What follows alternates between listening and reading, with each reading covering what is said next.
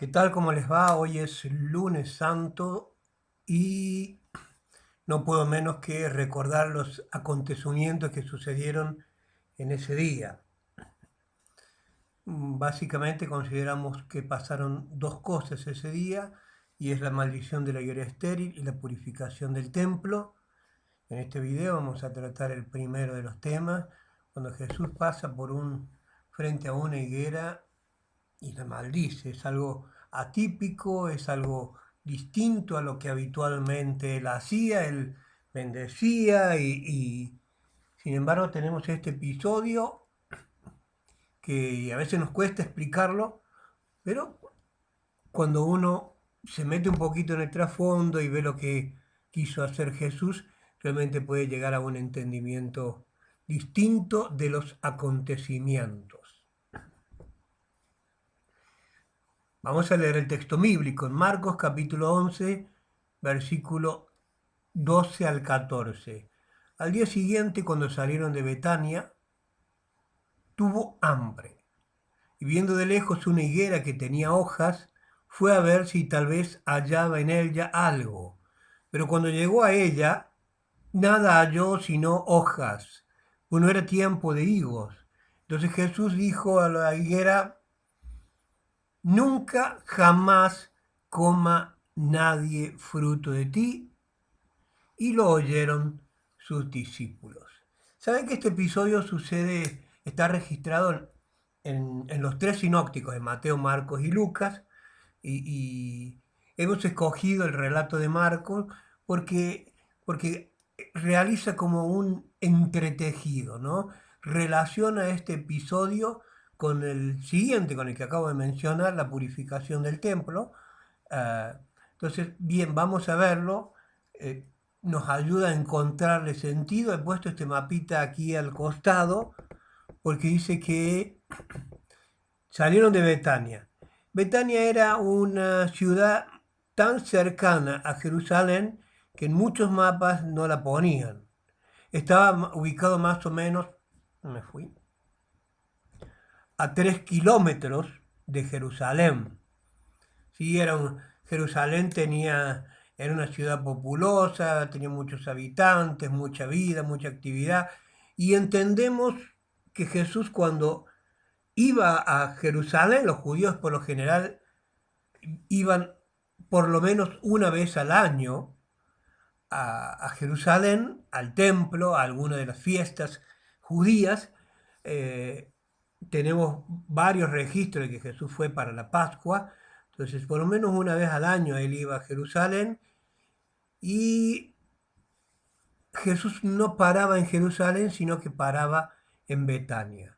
Era casi lo mismo, por la distancia era casi lo mismo, pero ahí tenía tranquilidad, ahí estaba con amigos, porque en Betania vivía Lázaro, Marta y María. Entonces Jesús, cuando iba para la Pascua, o sea, recordemos que Jesús era un Galileo que vivía en esta provincia, que no tenía propiedades aquí en Judea. Entonces, cuando él viajaba para la Pascua, paraba en la casa de sus amigos, Lázaro, bien conocido por haber resucitado, y sus hermanas Marta y María.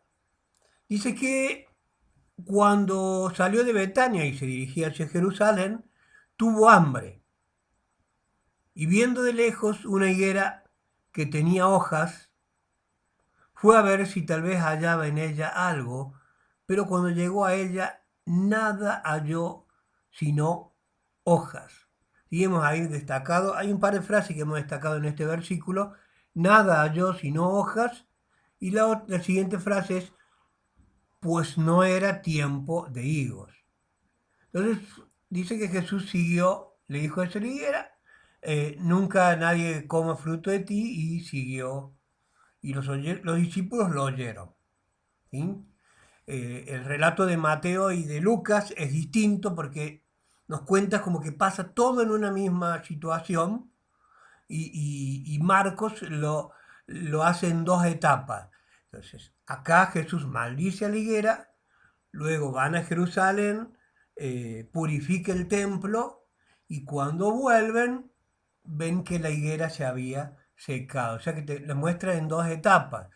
Pero lo cierto es que quiero que veamos lo que hemos resaltado. Nada halló sino hojas, y algunos pueden cuestionar la actitud, pero no era tiempo de higos. ¿Cómo Jesús esperaba encontrar higos si no era época de higos? Solo respondemos aquí. Cada árbol, estamos hablando de la higuera, produce una gran cantidad de fruto, el cual se cosecha 2 veces al año, a finales de la primavera y a principio del otoño. ¿Sí? Me interesa que prestemos atención a que se cosechaba a finales de la primavera, estoy hablando del hemisferio norte, ¿ya? Entonces, a finales de la primavera.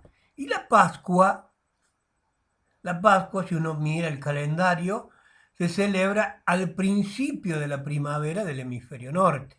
En el hemisferio sur es otoño, pero es al principio de la primavera. Entonces, el calendario nos dice que a principio de la primavera no había fruto. ¿Mm? Y Jesús buscó fruto en una época que no había fruto. Eso es lo que dice Marcos, que Mateo y Lucas no lo mencionan, o sí. Este incidente ocurrió cerca de la primavera, cuando las hojas empezaban a brotar. Los higos casi siempre crecen junto con las hojas. Y este es el detalle a considerar. Los higos casi siempre crecen junto con las hojas. Cuando el higo, antes de ser un higo, es un brote, o es un pequeñito higo. ¿Sí? Entonces, cuando Jesús miró allí, dice, no vio, dice que encontró solamente hojas. No encontró ni higos, ni brotes, nada, solamente hojas. Parece que Jesús sabía que no era época de higos, y tenía la esperanza de que hubiera algún higo un poquito prematuro, adelantado a sus tiempos, y dijera, bueno, esto lo puedo comer porque tengo hambre, dijo. Pero este árbol en particular, aunque estaba lleno de hojas, también debería haber estado lleno de brotes. Estaba lleno de hojas y no tenía higos, lo que significa que ese año no iba a dar fruto. Era un árbol que no iba a dar frutos. Entonces, esto que nos cambia un poco el panorama, la perspectiva. Esta acción poderosa de parte del Señor, que maldijo a la higuera, y al instante o a la vuelta o dentro del mismo día se pudieron ver los resultados de que la higuera se había secado, aparentemente no tenía propósito. ¿Por qué? Porque ¿qué? Se enojó con el pobre árbol. ¿Por qué? ¿Qué sentido tenía que hiciera eso? Bien, no era un pobre árbol, en el sentido de que era un árbol que, que no cumplía su función, que no cumplía su función porque no producía, ni iba a producir, ni produciría frutos. Y la realidad es que cuando en un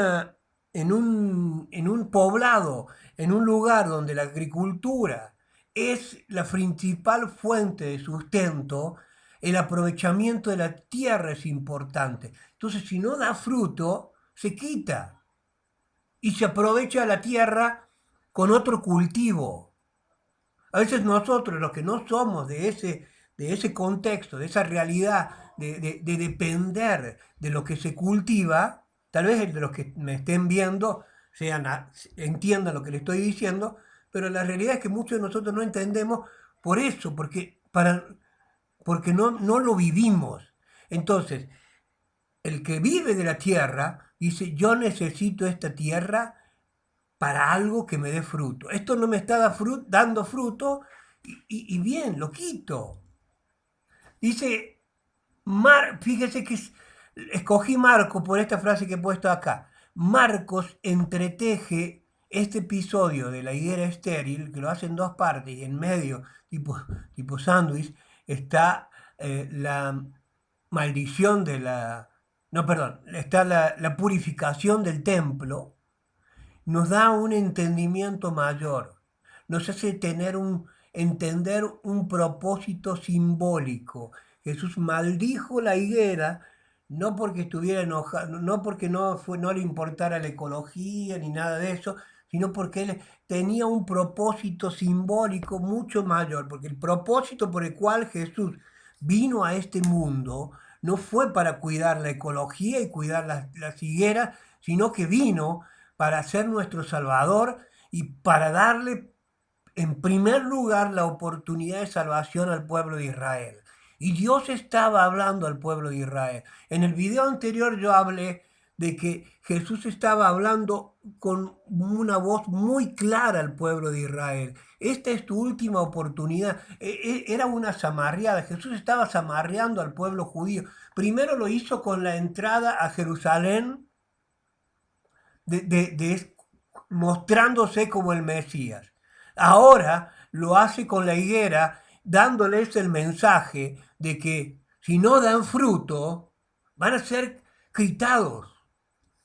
Los privilegios del reino van a ser dados a otro pueblo. La higuera que produce hojas y por lo tanto promete fruto, ¿sí? Porque lo promete. ¿Ves una higuera llena de hojas? Te imaginas a una higuera llena de brotes o de higos. Pero no, era una higuera, solo hojas, nada de higos, nada de brotes. Entonces no da nada de alimento. Y es el cuadro del culto sin contenido del templo. Ahora luego Jesús va al templo y da una lección muy fuerte también en el templo y tiene que ver con esto. El templo había perdido su propósito. En el templo se hacían sacrificios como una expresión de agradecimiento, para limpiar los pecados, para acción de gracia, adoración. Tenía muchos propósitos y sentidos el templo. Pero el templo en este tiempo de Jesús había perdido su propósito. Y luego cuando Jesús va y corren las palomas, los cambistas y todo eso, muestra claramente que el templo no estaba cumpliendo su función, porque no era un lugar apropiado para adorar cuando era simplemente un mercado en el cual se llenaban los bolsillos unos cuantos a costilla de Dios y nada se hacía por Dios. Cuando llega Jesús y ve la usura que se cometía con la gente que sinceramente iba a llevar su ofrenda a Dios, pero como manejaba una moneda que era pagana, entonces no se podía entrar a una moneda pagana, no se podía ofrendar una moneda pagana, tenía que cambiarla por la moneda del templo. Tremendas estafas se hacían. Pero eso lo voy a contar en el próximo video. Entonces, el templo había perdido su propósito y era como una higuera que promete fruto, pero que no da fruto. La esterilidad espiritual, el árbol se veía prometedor, pero no tenía fruto. Las palabras duras de Jesús connotaban que la nación de Israel era como esta higuera. Debía dar fruto, pero espiritualmente era estéril. Entonces, la esterilidad espiritual. Yo que pensaba un poquito en esto. Porque claro, el contexto original fue un mensaje para el pueblo judío. Pero la palabra de Dios tiene esa particularidad tan maravillosa de que le habló a los lectores originales, pero nos habla a nosotros que vivimos en este tiempo. Y podríamos decir, bueno, nosotros no vivimos en ese tiempo, esto no es para mí, sí es para vos. Y sí es para mí. Porque la esterilidad espiritual es algo que Dios detesta. Es algo que Dios aborrece. Y no hablo biológicamente de las personas que no pueden tener hijos. No, estoy hablando de esterilidad espiritual. De las personas que tenemos todas las posibilidades para dar fruto y no lo dan. De eso estoy hablando. La esterilidad espiritual es algo que el Señor puede tenerle paciencia. Hay una parábola en la cual habla de un viñador que dice: corten esa planta porque no está dando fruto. E intercede el viñador, dice: démosle una oportunidad más. Dejá que yo voy a cavar alrededor y la vamos a regar, le voy a abonar, voy a poner abono, no sé, le voy a cantar unas canciones, a ver si da fruto. Y si no da fruto, al año siguiente, entonces sí cortarla. Entonces, Dios a veces nos está cuidando, está pensando en vos y está pensando en mí para que demos frutos. ¿Sí? Frutos de alma, frutos espirituales. ¿Sí? Frutos, cuando hablo de fruto me refiero a todo lo que debemos producir como hijos de Dios. Porque algunos solamente piensan en el fruto como en el ganar a otros para Cristo. Y sí, es ese fruto. Y algunos solo piensan en el fruto como lo que es el fruto del Espíritu: amor, gozo, paz, paciencia, benignidad, bondad, fe, mansedumbre, templanza. Y sí, eso es fruto, sí, está bien, se refiere a eso. Pero la esterilidad espiritual habla de los que no dan fruto de ningún tipo, de ningún tipo. De personas que deberían llegar a los pies de Cristo, que a veces no llegan porque ven malos ejemplos en los que sí han llegado a los pies de Cristo. ¿Cuántas personas hemos escuchado: yo creo en Dios pero no creo en la iglesia? Y eso tendría que a nosotros ponernos incómodos, porque en realidad nosotros somos el reflejo de Dios en el mundo. Lo opuesto a la esterilidad es la fe. Entonces los discípulos se asombraron cuando Jesús eh, maldijo la higuera y luego vieron el resultado. Se asombraron cuando él la maldijo y cuando vieron el resultado, cuando vieron que la higuera se había secado, más se asombraron. Entonces Jesús le dice, primero leo esto y después les digo lo que dice: la sequedad del árbol es la señal visible de la suerte que habría de correr el templo que Jesús predijo, ¿no? Entonces, poco tiempo después, en el año 70 después de Cristo, el templo fue destruido.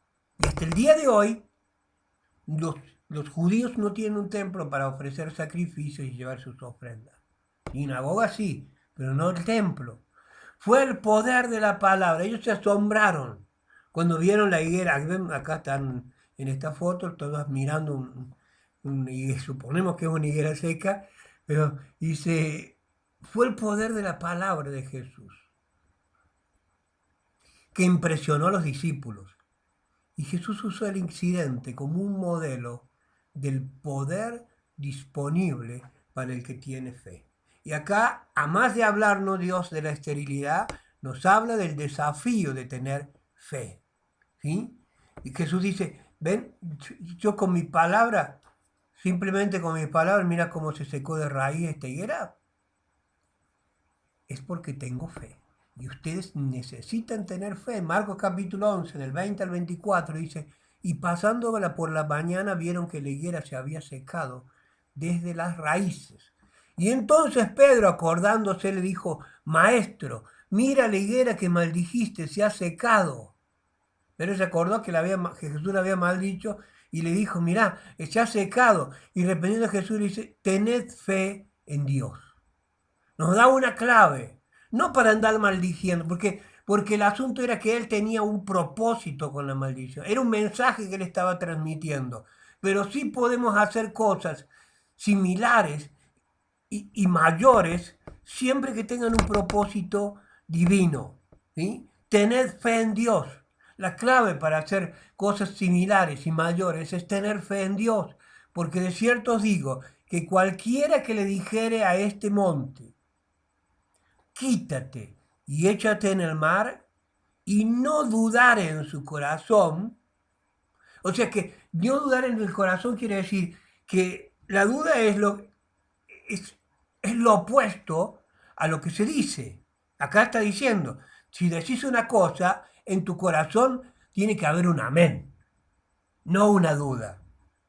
¿Sí? Entonces, si dijere a este monte: quítate y échate en el mar, y tu corazón estuviera de acuerdo, tu espíritu, tu alma, todo tu ser estuviera de acuerdo con lo que decís, no solo que de decirlo para afuera, no solo de decirlo para que me escuchen y que me hagan y hacerme ver, sino hacerlo porque lo creo.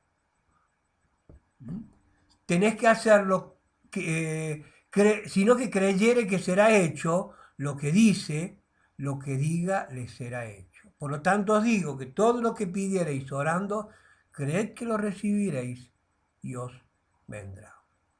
La fe es lo que va a hacer que seamos todo lo opuesto a estériles. La fe es lo que nos hará fructíferos. Así que el desafío es este, a crecer en fe y esforzarnos por ser fructíferos para Dios. Hoy es lunes santo, y luego estaré compartiendo el video de el otro episodio que sucedió un lunes como hoy, que es la purificación del templo. Nos encontramos enseguida.